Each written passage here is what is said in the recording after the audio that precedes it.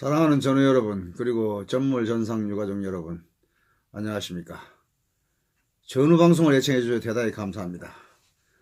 오늘 또 여러분들과 이렇게 시간을 갖게 되는 건 저는 큰 영광이고 기쁨이고 그렇습니다. 오늘은 뭐 좀 수준 높은 이야기를 한번 해볼까 합니다.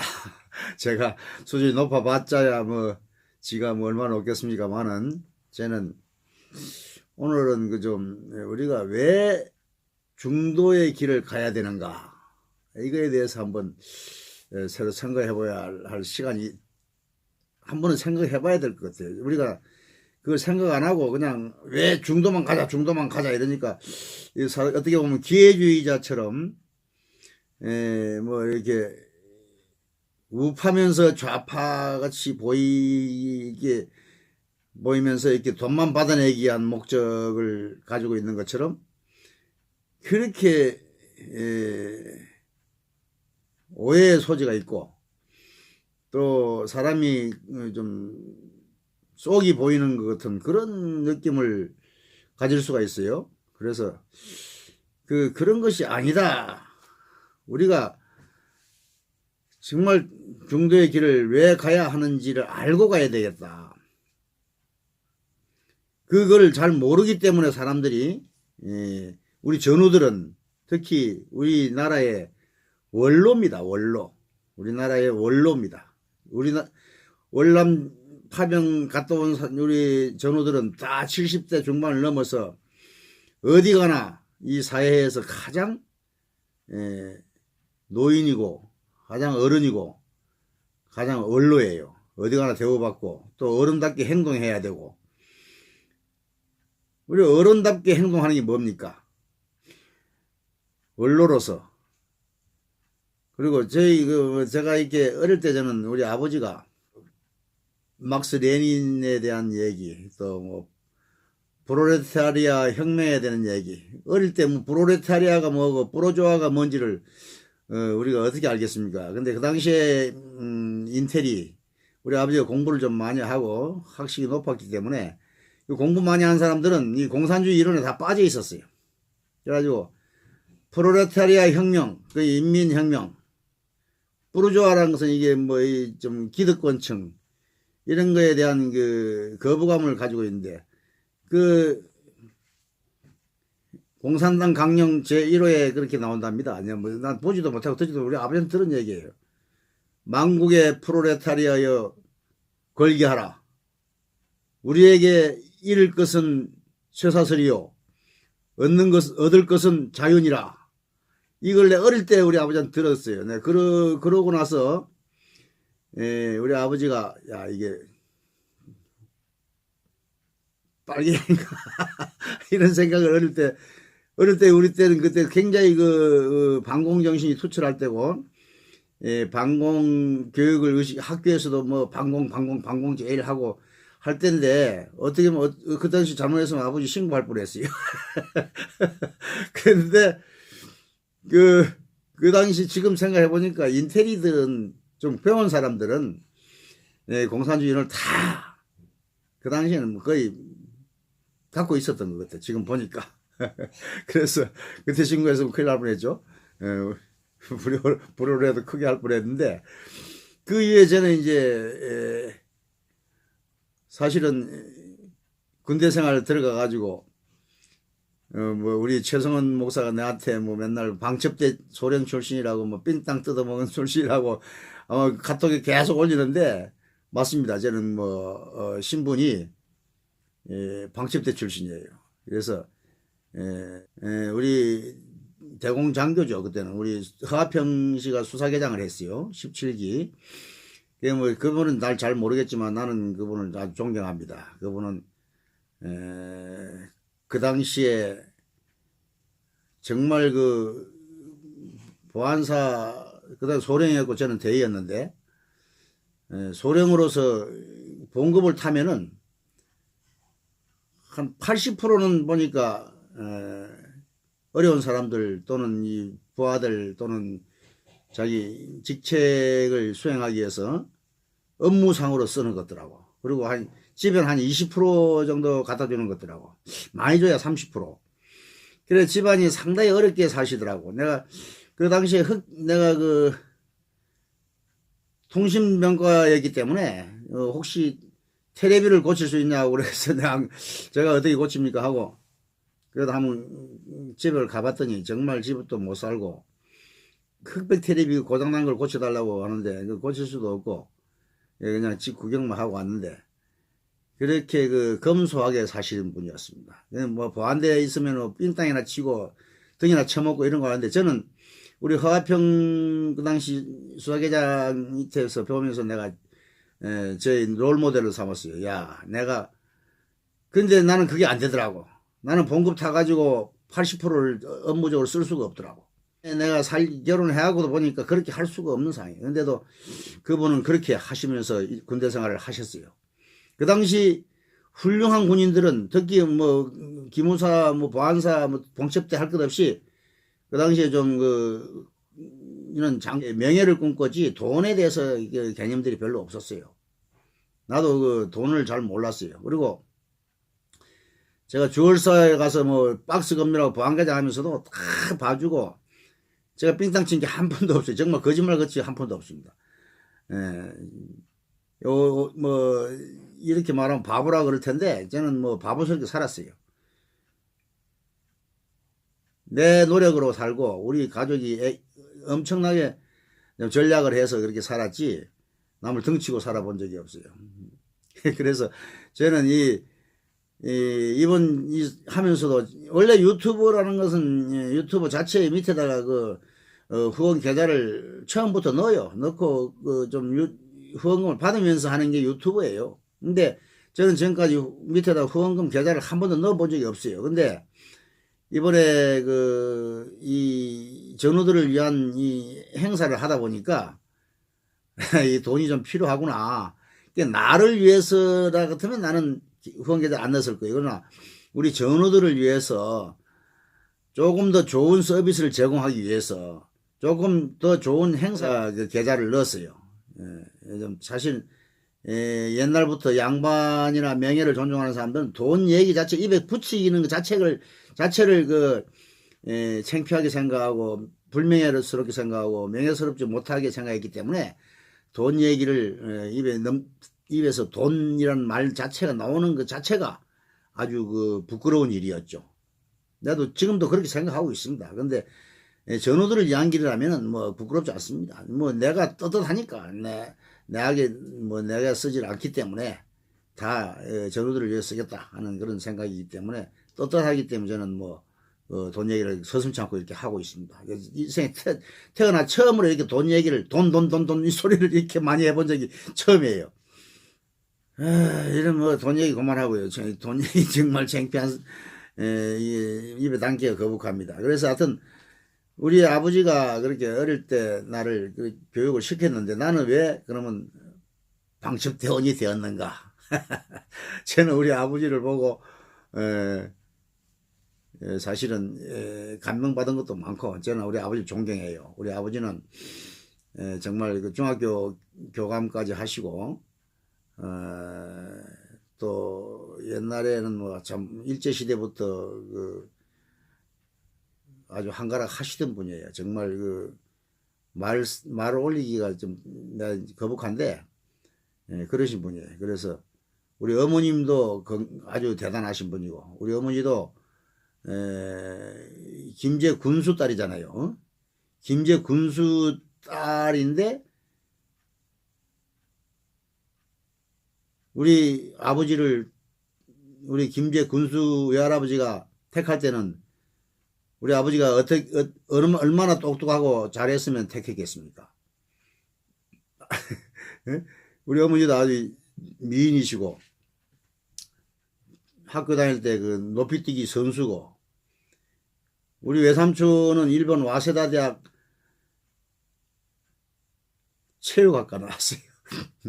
유도가 4단에다 검도 2단, 태권도 2단. 예, 우리 집안은 원래 무도 우리 형님이나 나나 우리 형제들 다 유도를 어릴 때부터 외삼촌한테 배워가지고 방바닥에 패대기 치고 이불에 패대기 치고 배우면서부터 저는 일본 우리 초량 그 역전 앞에 있는 무도관, 거기 가서 윤용준 8단이라고 그 당시 그 사람 밑에서 이제 유도를 배우고, 태권도는 내가 광안리 그 창무관에 그서 이제 하고, 또 우리 국기원에서 정식으로 2단까지 땄지만, 뭐 젊을 때 아마 한 가락씩 안 해본 사람이 있겠습니까?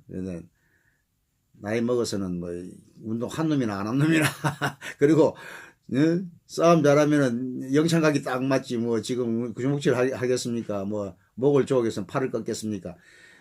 이건 뭐 다 필요 없는 얘기지만은 하여튼 우리 집안은 그런 집안이었어요. 우리 아버지, 우리 어머니 일제시대에 뭐 김제 군수를 했으니까 우리 할아버지가 집안이 뭐 출신 성분은 좋지 않아요. 그런데 하여튼 그런 덕분인지 저는 그 기무사에 들어가 가지고 여러 가지 많이 배우고 제대하면서 저는 그 육군 통신사령부 가 가지고 그 11.6 사태가 나면서 그 저는 김재규 계열이었기 때문에 김재규 계열은 전부 다 쫓겨났어요. 그래가지고 막 다 미국으로 망명 가고 다 그랬는데, 저는 그 당시 뭐 소령 되고 얼마 안 됐었는데 쫓겨났죠. 일반 병과로 가가지고 병과에서 이따 그냥 제대를 했죠. 그런데 하여튼 그렇게 해서 그 제대하고 나서도 삼성에 취직하는 것도 저는 직접 가서 제가 옛날에 뭐 위에서 다 이렇게 뒤에서 밀어줘가지고 막 취직하고 이랬는데, 저는 제가 가가 정식으로 면접 보고 시험 봐가지고 저는 정식으로 합격해서 간 거지. 제가 뭐 누구 백으로 뒤에서 뭐 봐주고 그래서 가질 않았어요. 저는 삼성에 정식으로 보고 들어가서 제가 인사 담당이라고 하면은 삼성에 내가 그때 있을 때는 23개밖에 없어요. 우리 그룹에 23개 회사 밖에 없었어요. 인사 담당이 있는 회사. 그래서 인사 담당 회의 비서실에서 하면은 23명 중에 한 명이었습니다. 그런데 그때는 그 인사 담당들이 다 그 공채 출신들이었어요. 삼성 육사라 그래가지고 삼성의 공채로 정식으로 1기부터 올라가 들어간 사람들이 22명. 제 혼자 군발이 출신, 제 혼자 그 인사 담당을 한 사람입니다. 제 그 삼성 생활 할 때도 아주 뭐 좀 성질나게 했어요.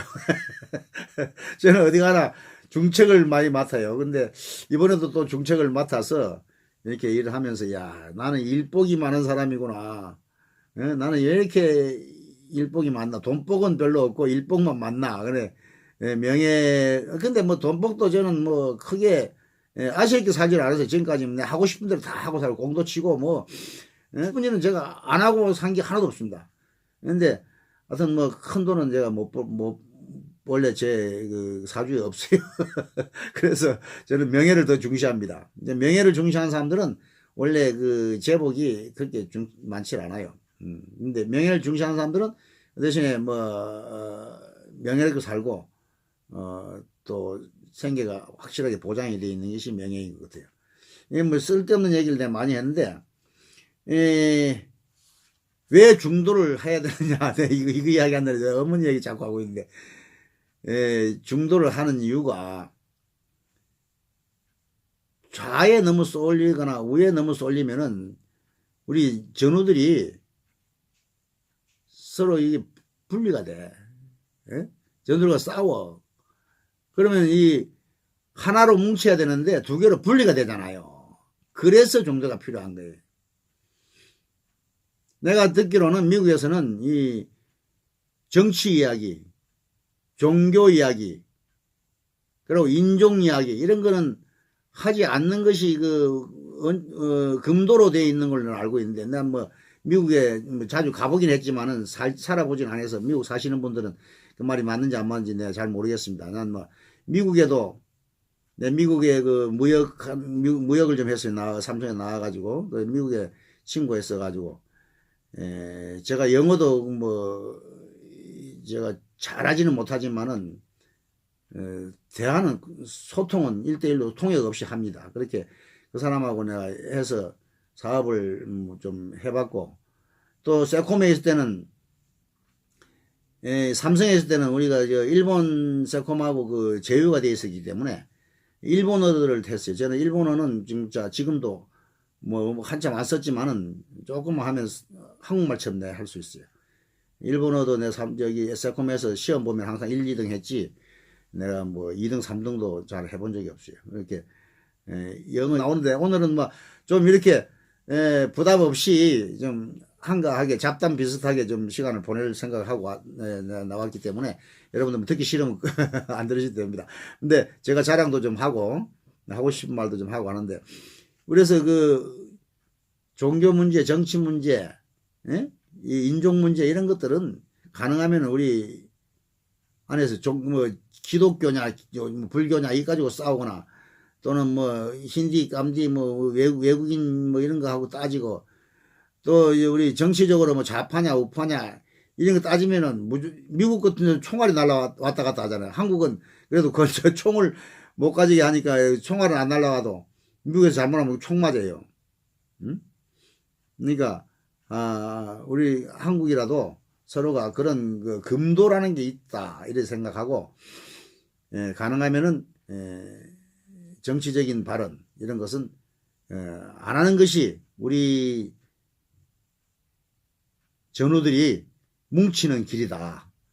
그래서 제가 중도를 걷자는 얘기지, 제가 뭐 우파인데 좌파 행세를 하고 싶어서, 또는 좌파인데 우파 같이 보이고 싶어 이런 거 전혀 아닙니다. 저는 뭐 제 소신이 어떻게 됐든 간에 정권이 항상 그 바뀌면은 우리 특히 이 군인이나 보안사나 이런 데는 현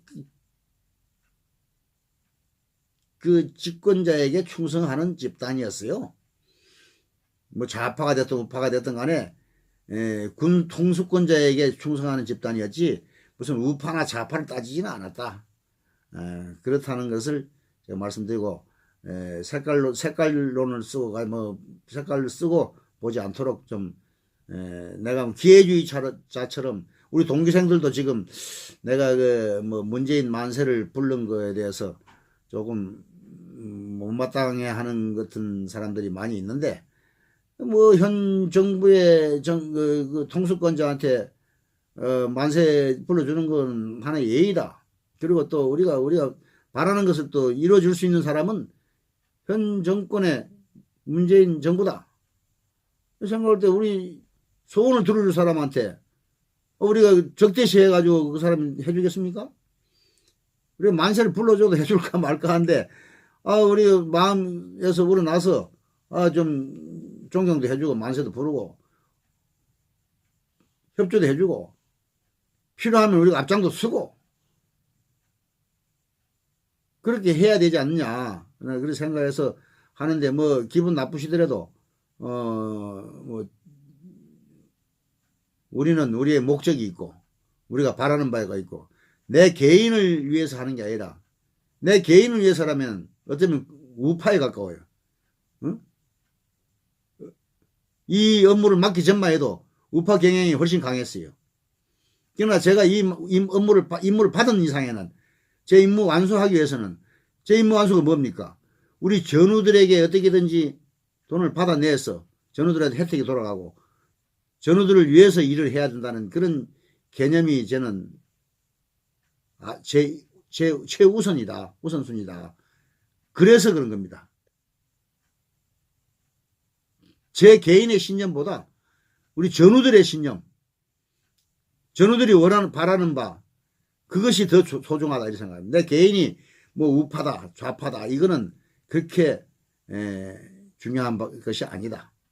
우리 전우들을 위해서라면 우파가 좌파도 될 수 있고 좌파가 우파도 될 수 있고, 우리 전우들의 복지를 위해서라면, 절대 다수의 복지를 위해서라면 그 정도 희생과 그 정도 앞장서는 것은 당연하다. 나는 그렇게 생각하기 때문에 그렇게 움직이는 겁니다. 현 정권의 아부적인 발언, 그것이 도리어 우리 전우들을 분열시킨다. 그런 의미에서 내가 막는 거지. 그 사람은 나를 갖다가 이렇게 우파기 때문에 자기를 막는다 이렇게 생각하더라고. 근데 그게 아닙니다. 분열을 시키지 않기 위해서 최대한 하나를 만들기 위해서 막는 겁니다. 이해하시고. 이 전우들이 지금 보면은 웅변도 연설도 좀 하고 싶어 하고 그런 전우들이 많이 있는데 그 사람들에 대해서 한마디 하고 싶어요. 연설하실 분들은 좀 유념하셔가지고 자기의 생각보다 전우들의 바라는 것 그것을 좀 대변할 수 있는 그런 연설로 준비해 주시기를 부탁드리고 각자 준비하고 계신 분들은 이번 주 중에 신청을 하시면은 4월 19일 날 시간 나는 대로 몇 사람 희망자들 사전에 저한테 문자로나 카톡으로 신청을 해 주시기 바랍니다. 4월 19일 날 내가 한번 해보겠다 하시는 분 그리고 4월 19일 날 못 하신 분은 그 다음 월요일 날쯤에서 별도로 한번 기회를 드리겠습니다. 그러니까 4월 19일 지나면 22일 날 그러니까 19일 날 1차 22일 날 2차 이렇게 해서 한 3사람 정도 선발을 할 계획을 가지고 있습니다. 그러니까 한 5사람 정도는 테스트를 받아주시기 바라겠습니다. 원고를 사전에 낼 필요는 없고요.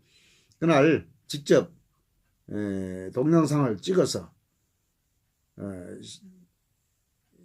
결정을 하도록 서로가 공시를 해가지고 여러 사람들의 의견을 들어보고